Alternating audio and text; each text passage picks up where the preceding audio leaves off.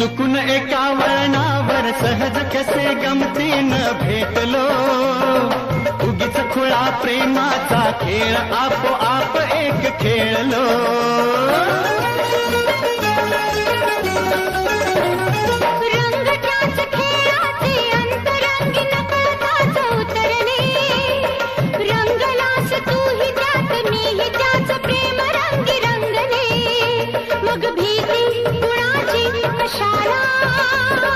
भीती कुणाची कशाला, भीती कुणाची कशाला, अगं भीती कुणाची कशाला.